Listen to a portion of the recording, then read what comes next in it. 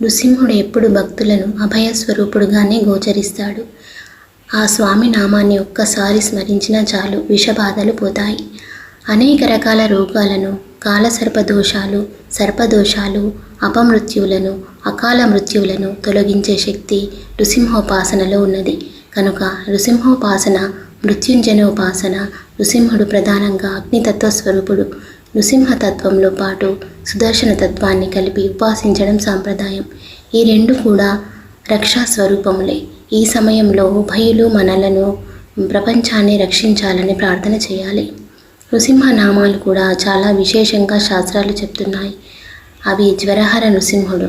ఏమి చేయాలో పాలుపోని పరిస్థితి ఏర్పడి గండం నుంచి బయటపడతామో అని వేదన కలుగుతున్న సమయంలో ఒక్కసారి నారసింహుని గాని తలిచినట్లయితే ఆయన చేయుతనిస్తాడు.